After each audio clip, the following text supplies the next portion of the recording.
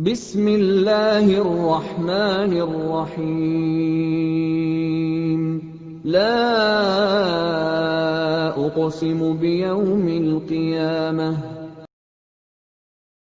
منهم الزهداء والحكماء والكرماء وفضل منهم العارفين بالله والصفات والأسماء وأذاقهم لذة المحبة وأضلهم حقيقة الأشياء من الأرض والسماء والصلاة والسلام على سيدنا محمد خاتم الأنبياء الذي خلق من ذاته ومنه جميع الأشياء وعلى آله وأصحابه السادة الأولياء وعلى التابعين وتابع التابعين لهم بإحسان إلى يوم الجزاء سبحانك لا علم لنا إلا ما علمتنا إنك أنت العليم الحكيم ولا حول ولا قوة إلا بالله العلي العظيم. أما بعد.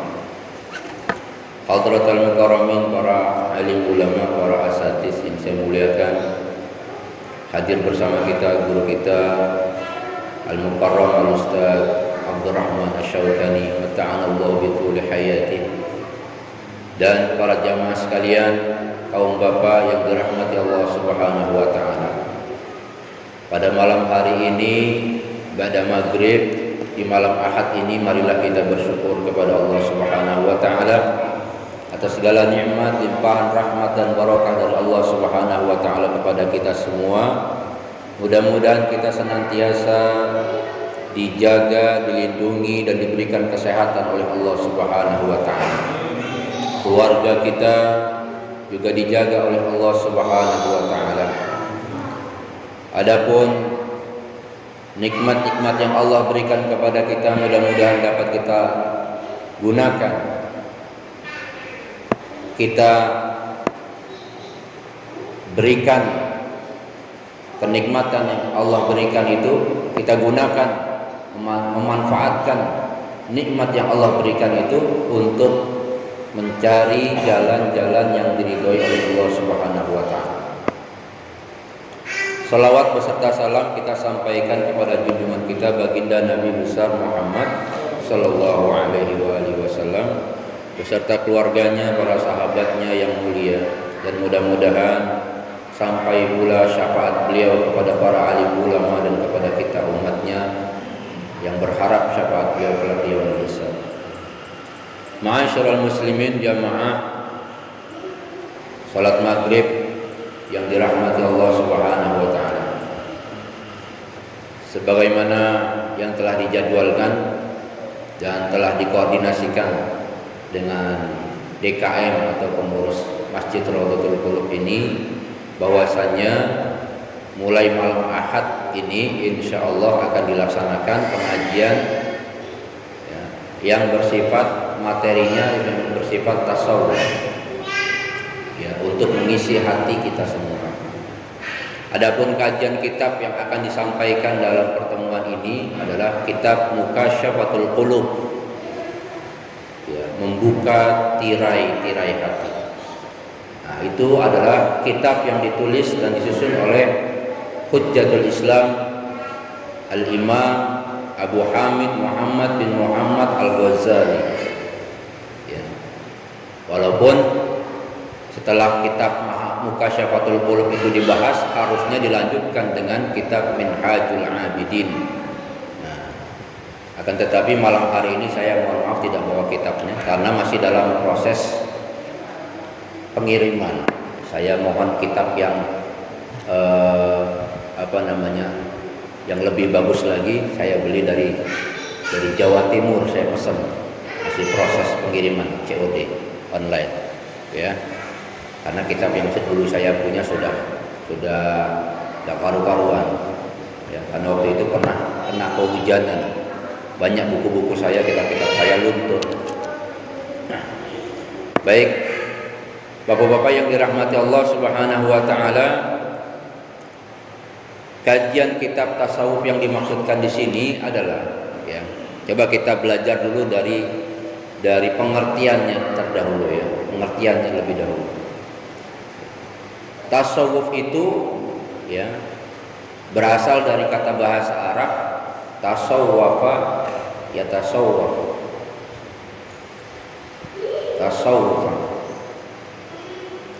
artinya kalau dari asal kata yang 3 huruf sofa, suci, bersih, boleh diartikan mensucikan diri, membersihkan diri. Tetapi juga ada para ulama yang mengartikan tasawuf itu, ya, ilmu tasawuf itu adalah berasal dari kalangan orang-orang yang suka senang berdiam diri di masjid, kemudian mereka memakai semacam jubah-jubah atau rompi-rompi yang berbulu domba yang halus-halus, ya, yang tebal dan halus. Atau kalau kita lihat atau kita sebut seperti orang-orang yang apa itu ya, yang suka bermalam, suka itikaf di dalam masjid, kemudian mereka mempunyai ciri khas pakaian tertentu, gitu ya.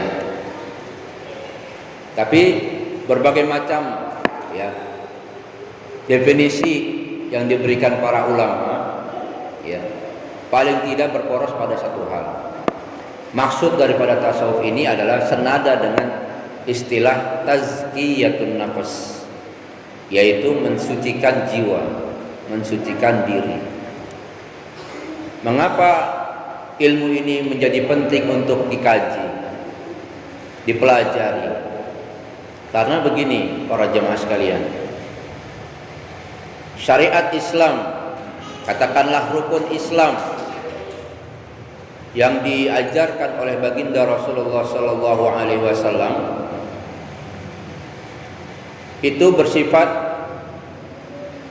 ibadah yang kita laksanakan secara formil, dari mulai syahadat, salat, apalagi puasa, zakat dan haji.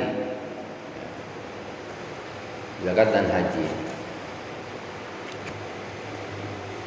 Nah, semuanya dilaksanakan serba formil dan sesuai dengan tuntunan kaidahnya sudah ada, rukun syaratnya sudah ada.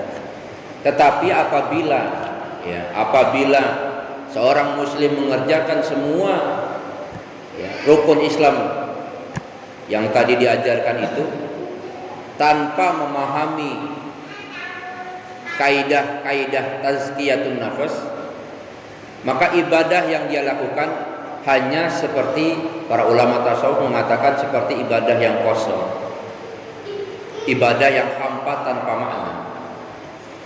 Jadi kalau ada orang yang sholat, seorang muslim sholat, maka sholatnya hanya gerak-gerak tubuh saja, tapi tidak ada makna apa-apa. Maka jangan kaget kalau ada orang bertanya, kenapa itu orang Islam sholat mah sholat, tapi korupsi mah tetap aja masih ada jalan. Haji mah haji, tetap aja korupsi masih ada aja. Ada yang salah berarti. Apa itu yang salah? Kondisi hatinya yang salah. Sholatnya mungkin benar sesuai dengan syarat dan rukunnya. Hajinya mungkin benar sesuai dengan syarat dan rukunnya, syarat sahnya dengan rukunnya. Puasanya, syahadatnya, kalau ditanya 2 kalimat syahadat lengkap beserta artinya hafal. Bahkan rukun Islam, rukun iman hafal di luar kepala. Di luar apa di dalam? Ya, hafal. Tetapi ternyata masih banyak, ya, perkara-perkara yang mungkarat, bahkan sampai kepada fahsya, kekejian masih dilakukan oleh beberapa umat Islam. Ya, di antara umat Islam masih ada yang suka tetap mengerjakan fahsya wal munkar. Padahal misalnya innas sholata tanha 'anil fahsya wal munkar. Kaidah dalam Al-Qur'annya, sesungguhnya sholat itu dapat mencegah perbuatan keji dan munkar. Ya, perbuatan keji, membunuh, berzina dan lain sebagainya. Perbuatan munkar, korupsi, berdusta dan lain sebagainya. Ya. Fitnah. Kenapa itu masih bisa tetap dikerjakan oleh sebagian muslimin karena mungkin tidak mengkaji, mempelajari, memahami, kemudian menghayati dan mengamalkan apa yang menjadi pedoman tazkiyatun nafs, mensucikan diri. Jadi kalau kemarin dibahas oleh guru kita misalnya bab taharah, bersuci, bab perihal bersuci, yang disucikan dalam wudu adalah anggota badan, anggota yang dijadikan rukun wudu, wajah yang wajib apa saja, wajah, tangan sampai siku, kemudian kepala dan kaki sampai mata kaki, itu saja yang diwajibkan. Maka bagi orang-orang yang mempelajari tasawuf pada akhirnya akan mengerti, saat ia membasuh wajah, misalnya ini contohnya, saat ia membasuh wajah, yang dibasuh memang wajahnya, tapi hatinya di situ. Dia merasakan bahwa di mata saya ini ada banyak dosa, di hidung saya ada banyak dosa, di mulut saya ada banyak dosa, bahkan di hati saya ada banyak dosa. Maka karena mata ini adalah jendela hati, maka dibersihkan sampai ke hati. Ketika orang yang mempelajari tasawuf, dia bisa menghayati, ketika dia membasuh wajahnya, dia sampaikan itu, penyucian itu sampai kepada hatinya, begitu ya. Dan begitu seterusnya, contoh-contoh yang lainnya. Nah, ini mudah-mudahan kajian malam ini tidak membuat bapak-bapak tidak membuat bapak-bapak semakin pusing, jangan ya. Jadi bergembiralah kalau ada kajian, senang duduk di taman surganya Allah, di majelis ilmu. Karena ketika kita duduk, dosa kita diampuni oleh Allah. Terus para malaikat ikut hadir duduk. Innal malaikata la tad'u ajnihatiha li talibil ilmi ridun bima yasna. Sesungguhnya para malaikat itu hadir duduk merendahkan sayap-sayapnya, karena malaikat itu punya banyak sayap. Ada yang 2, ada yang 3, ada yang 4. Ya, dalam surat Fatir dinyatakan demikian.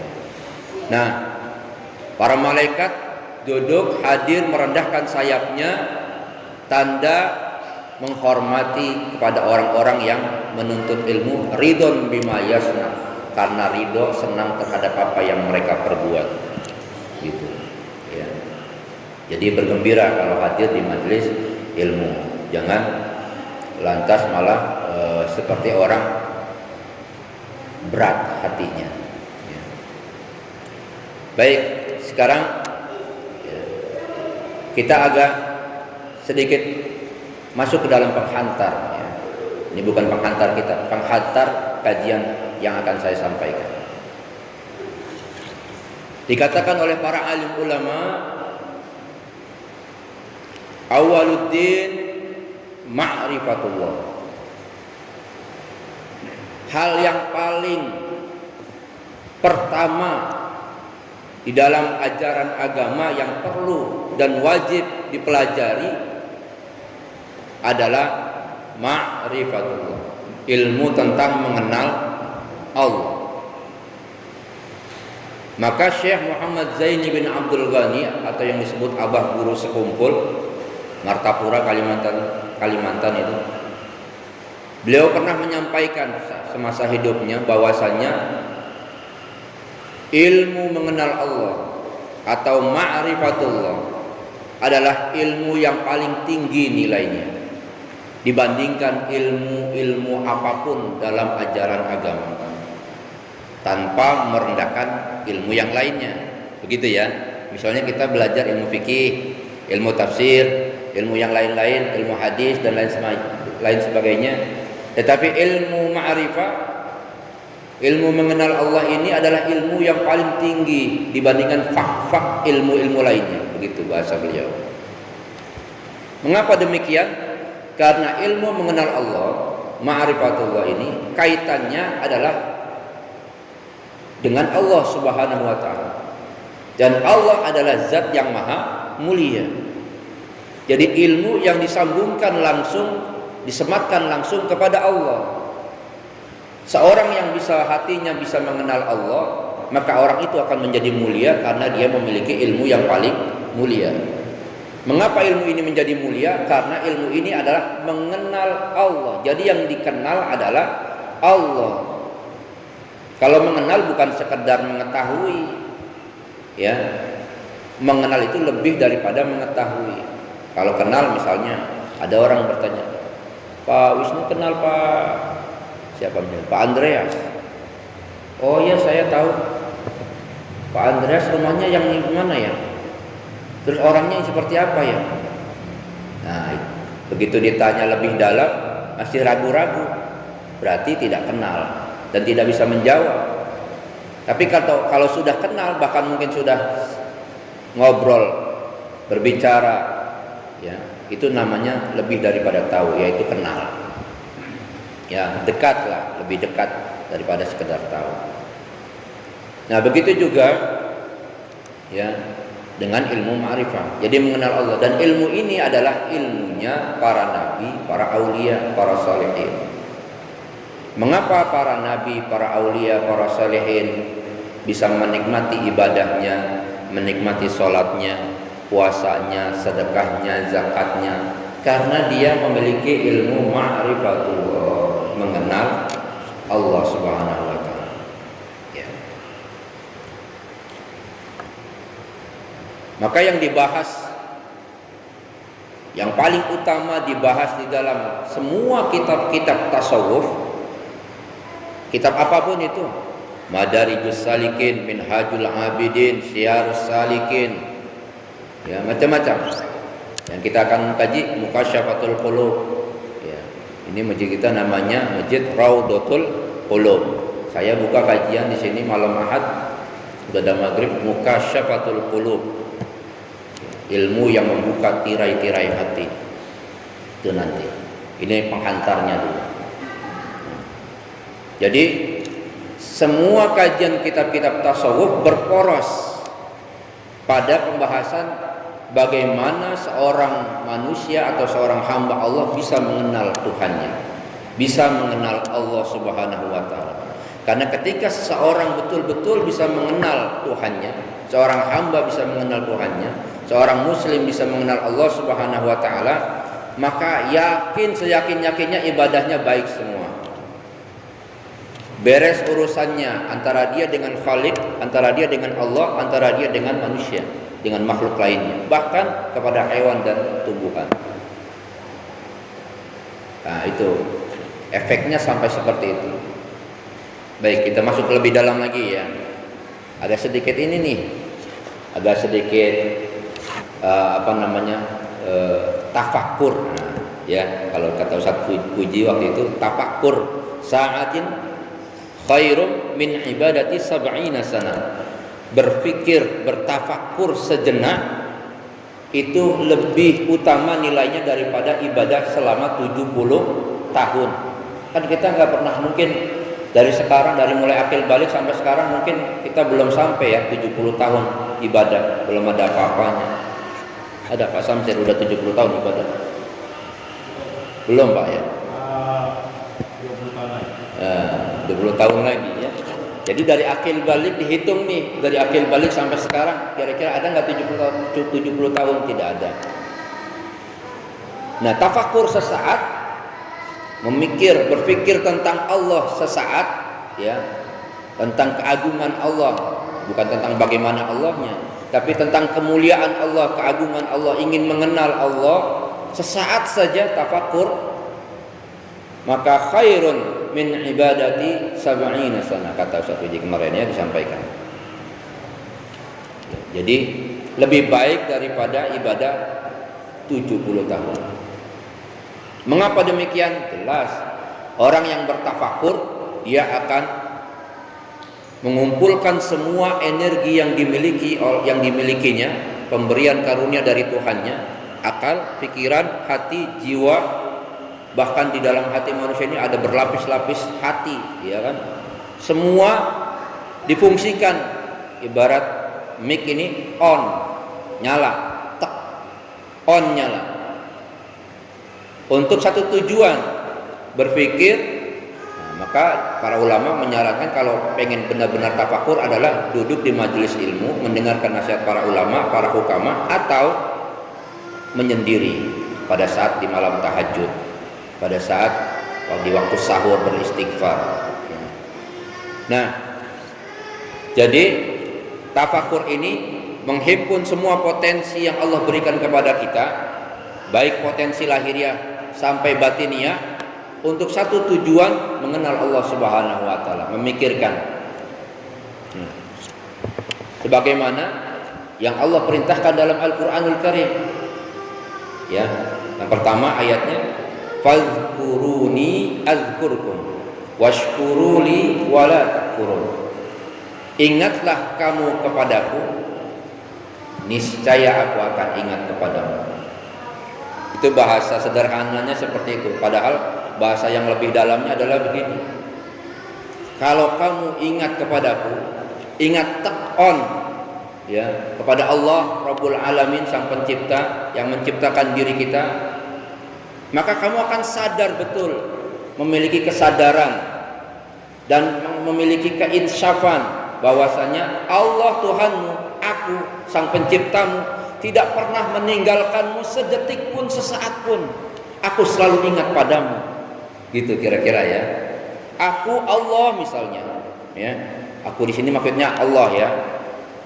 Itu tidak pernah meninggalkan hambaku. Aku selalu ingat kepada hamba-hambaku. Aku selalu mengurusi, memelihara, menjaga, menyayangi detakan jantungnya, urat nadinya, hembusan nafasnya, semua urat-urat untuk melangkah, bergerak, tangan, jari, urat saraf, semua pencernaan. Apa Allah pernah lupa kepada kita? Enggak pernah. Sesaat pun, sedetik pun Allah enggak pernah lupa. Allah selalu ingat kepada kita. Persoalannya kita yang sering lupa kepada Allah, bahkan sampai apa? Sampai saking lupanya kita kepada Allah, gelap hati kita sehingga tidak boro-boro mengenal Allah, ya, ingat saja tidak, ya, lupa, bahkan lupa diri, ya, maksudnya lupa yang setenggelam-tenggelamnya. Bahasanya susah saya membahasakannya, ya, sangat lupa. Melupakan Allah akibatnya akan lupa kepada diri sendiri. Mohon maaf ya, saya lebih jelaskan begini. Misal Allah kasih kita karunia ilmu, tenaga, daya, kekuatan, kesehatan, macam-macam. Kita ingin membahagiakan keluarga, mencari nafkah, pergi pagi pulang malam, pergi pagi pulang malam, yang dicari apa? Duit. Sampai akhirnya lupa kepada ibadah, lupa kepada Allah, kan begitu? Lupa kepada Allah. Kalau sudah lupa kepada Allah, maka tenggelam, larut dengan apa yang dicari itu selain Allah, kemudian lupa kepada diri sendiri. Pada akhirnya malaikat maut datang, malaikat Israel datang mencabut nyawa dalam keadaan tidak sia-sia. Begitu. Bisa dipahami ya, Pak ya? Jadi fadzkuruni adzkurkum. Hendaknya kamu itu selalu ingat kepadaku, karena engkau kalau ingat kepadaku, kamu akan menyadari bahwasanya aku Tuhanmu tidak pernah meninggalkanmu sedetik pun. Gitu kira-kira. Ini bahasa terjemahan saya, ya. Washkuruli wala takfurun. Oleh karenanya semua potensi yang aku berikan kepadamu itu kamu syukuri. Jangan kamu ingkari. Kamu dikasih akal kan, dikasih hati kan, dikasih jiwa, dikasih hati sanubari, dikasih hati yang terdalam, fuad, qalbun, macam-macam. Sir, itu kamu syukuri. Syukuri itu maksudnya apa? Digunakan untuk mengenal aku, mengenal Allah Subhanahu wa ta'ala. Maka para ulama tasawuf mengartikan wa ma khalaqtul jinna wal insa illa liya'budun. Tidaklah aku ciptakan jin dan manusia kecuali, kalau bahasa terjemahan Depaknya, ya, terjemahan Departemen Agamanya, tidaklah aku ciptakan jin dan manusia kecuali untuk menyembahku, begitu ya. Kalau ulama tasawuf menerjemahkan berbeda. Syekh Jamakhsyari dalam tafsirnya berbeda. Tidaklah aku ciptakan jin dan manusia kecuali untuk mengenalku. Gitu Pak. Jadi yang pertama kali kita harus tahu adalah mengenal Allah. Orang tidak akan bisa secara ikhlas, secara yakin mengucapkan 2 kalimat syahadat kalau dia tidak mengenal Allah. Kalaupun dia mengucapkan 2 kalimat syahadat tanpa dia mengenal Allah, maka syahadatnya kosong, hampa. Karena yang diakui siapa? Begitu. Saya bersaksi tiada Tuhan selain Allah. Kamu sudah kenal belum dengan Allah? Kan gitu kira-kira. Kok sudah main bersaksi saja? Nah ini dalam ini. Benar Ustaz. Yang kemarin sampai ke Ustaz Abdurrahman itu nanti kajiannya dalam itu. Ya begitu kira-kira ya. Oke, sekarang ini saya kasih hantaran-hantaran saja dulu ya. Ya jadi semua kitab-kitab pada porosnya ujung-ujungnya ya, membahas bagaimana seorang hamba bisa mengenal Allah Subhanahu wa taala. Titik sampai itu. Kemudian yang lainnya, untuk bisa mengenal Allah Subhanahu wa taala, para ulama ya, ulama-ulama tasawuf maksudnya, ulama-ulama itu memberikan tuntunan-tuntunan bagaimana jalan, meniti jalan untuk mengenal Allah Subhanahu wa taala. Nah, jalan-jalan itu diterangkan di dalam kitab-kitab tasawuf untuk bisa dijadikan pedoman ya, untuk diikuti, dijadikan pedoman dalam hal seorang hamba bisa mengenal Allah Subhanahu wa taala. Nah, ketika jalan-jalan itu diikuti, cara-caranya diikuti, thariqah ya, kalau orang-orang nyebutnya thariqah, jalan. Ya, ketika jalan itu diikuti, maka akan tersingkap satu persatu hijab. Hijab itu artinya dinding yang menutupi, tirai-tirai yang menutupi hati kita. Hijab satu persatu akan terbuka ya, tambah mulai menyadari, oh ternyata begini, oh ternyata begini, oh terus tambah. Satu persatu tirai itu akan terbuka gitu. Karena hati manusia itu ibarat cermin. Hati manusia ibarat cermin. Coba kalau ada cermin di rumah kita berkaca, ya bercermin pada cermin yang ada di rumah kita. Kelihatan nggak seluruh wujud tubuh kita, lahiriah kita? Kalau kelihatan, maka cermin itu bersih, betul nggak? Tapi ketika ada beberapa noda, atau mungkin ada tempelan stiker, atau mungkin tangan kita taruh di atas cermin itu, di permukaan cermin, atau ada stiker di permukaan cermin, atau ada noda di permukaan cermin, kemudian kita bercermin di depan cermin, maka tidak utuh gambaran tubuh kita. Ya. Begitulah hati manusia. Ketika dia masuk di dalam hatinya itu berbagai macam noda dan penyakit, maka hati itu akan menjadi lama-lama gelap. Hati itu aslinya itu kan kita biasanya nyebut gini, hati sanubari atau hati nurani, hati nurani ya. Nurani itu dari asal kata nur, cahaya. Jadi hati manusia itu bukan hati yang ini ya, yang menurut ilmu kedokteran apa itu lever ya. Tapi hati yang sifatnya abstrak ya. Kalau dicek ini jantung, kemudian ada hati. Terus hati yang bisa berpikir, hati yang bisa merasakan itu yang mana? Ya nggak ada, nggak kelihatan. Itu hebatnya manusia tuh. Ya. Kalau hewan diberikan naluri, kalau manusia diberikan hati jiwa sanubari, hati nurani. Itu yang membedakan manusia dengan hewan. Nah, hati nurani ini sejatinya diciptakan dari cahaya Allah Subhanahu wa taala. Nanti ada kajiannya lebih dalam. Hati kita ini, hati manusia ini diciptakan dari cahaya Allah Subhanahu wa taala. Maka dikatakan bahasa kita hati nurani, hati nurani. Ya, nur ilahi. Ya, cahaya. Yang namanya cahaya pasti terang benderang. Betul kan? Cahaya terang benderang. Apabila masuk ada ini lampu nih. Misalnya ada serangga masuk, serangga lagi masuk, berkerumun serangga, pada akhirnya kemudian kekuatan daya lampu itu mulai lama-lama mulai lemah, lama-lama padam, gelap. Dicopot, dicabut itu lampu, ternyata kotor, ya betul. Ada serangga mati, ada laron mati, ada nyamuk, ada macam-macam semut mati, ya kan, kotor.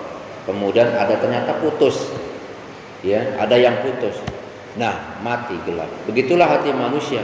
Kalau sudah masuk ke dalam hati itu penyakit, noda-noda, ya, maka akan lama kelamaan hati yang tadinya cahaya ini akan redup, kemudian gelap, bahkan sampai mati. Kalau sudah mati, maka jangan heran kalau ada seorang anak membunuh ibunya sendiri. Jangan heran kalau ada seorang ibu membunuh anaknya sendiri, karena hatinya mati. Jangan heran kalau ada seorang murid membunuh gurunya sendiri. Ya kan? Ini yang terjadi sekarang. Maka penting itu, membersihkan hati itu penting. Kaitannya nanti dengan akhlak. Jadi hadirin, kalau sudah masuk noda, masuk penyakit-penyakit hati, maka hati manusia yang tadi terang benderang bisa melihat apa yang tadi ibarat cermin, bisa melihat apa yang ada di hadapannya, ya, bisa menyaksikan. Saya kasih gambaran begini deh biar gampang. Contoh, ya, bapak-bapak kerja selama sebulan penuh, di akhir bulan atau di awal bulan menerima gaji. Begitu gesek ATM dapat gaji, begitu dapat uang di tangan gaji. Seorang yang hatinya bersih, nah ini ya bedanya nih. Saya berikan contoh gambaran. Seorang yang hatinya bersih, atau mungkin dia sudah mengenal Allah Subhanahu Wa Taala, maka dia akan perhatikan duit itu, atau kalau mungkin dia tidak perhatikan, tapi dia rasakan di dalam hati bahwa ini betul-betul bukan atas kerjanya dia. Dia memiliki uang ini, rezeki ini bukan atas hasil kerja kerasnya, bukan. Semata-mata karunia Tuhan, karunia Allah. Perasaan saya kerjanya begini-begini aja, gitu ya. Tapi kok bisa terus langgeng sekian juta tiap bulan? Siapa yang ngatur? Kan gitu. Nah, kalau orang yang mengenal Allah kan sampai begitu pemikirannya. Tapi kalau orang yang hatinya berpenyakit, atau hatinya lupa, hatinya gelap, udah terima duit aja, kemudian foya-foya, senang-senang, ya, lupa syukur, lupa ibadah, kemudian habis dapat lagi, udah begitu terus. Ya, beda, ada nilai tersendiri. Nah ini, jadi hati manusia itu bisa sakit, bisa padam, bisa gelap, dan bisa mati. Nah, itu dibahas di dalam kitab-kitab tasawuf, berbagai macam kitab-kitab tasawuf. Ya. Kemudian para hadirin, masih ada waktu ya.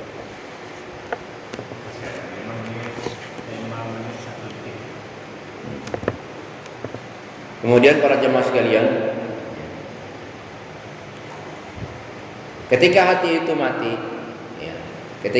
mati, maka akan berpengaruh besar pada kehidupan pada kehidupan seorang manusia, pada kehidupan orangnya. Ya.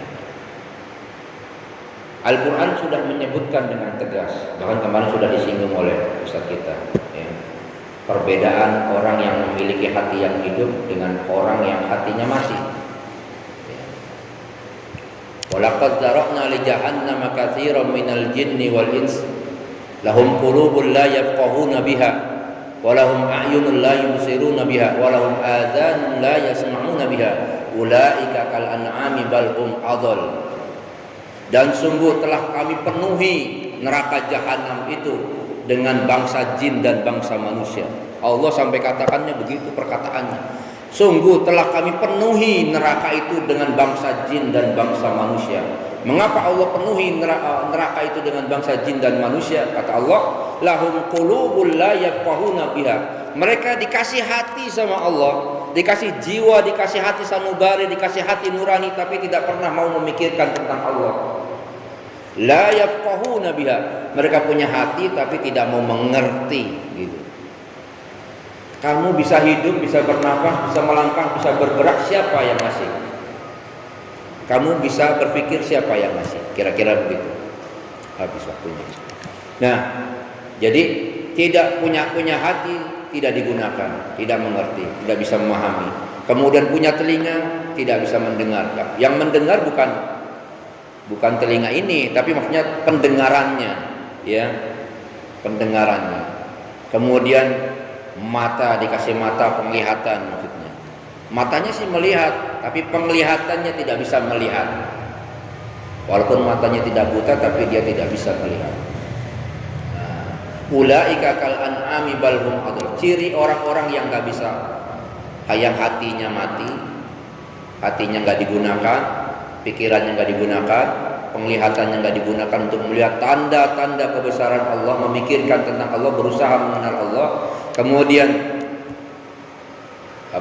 pendengarannya tidak digunakan, maka orang seperti ini ulaika kal an'ami bal hum adall. Mereka semua seperti hewan, bahkan lebih sesat daripada hewan. Orang yang hatinya mati, maka kehidupannya laksana hewan, bahkan lebih buruk daripada kehidupan hewan. Nah, itu kira-kira begitu gambarannya. Jadi kalau kita ingin jadi manusia yang sejati, ingin jadi manusia yang sebenar-benarnya manusia, insan, ya kalau bahasa tasawuf insanul kamil, tapi berat untuk ke arah sana. Tapi ingin jadi manusia yang sejati, maka pelajari ilmu ini supaya benar-benar kita jadi manusia, bukan manusia yang diragu-ragukan, bukan manusia jadi-jadian, gitu ya. Nah, ini saja yang dapat saya sampaikan sebagai pengantar malam hari ini, karena waktunya membatasi kita. Mudah-mudahan bisa kita sambung di pertemuan yang akan datang. Ya. Hadanallahu wa iyyakum ajma'in. Saya mohon maaf atas segala kekurangan dan kekhilafan.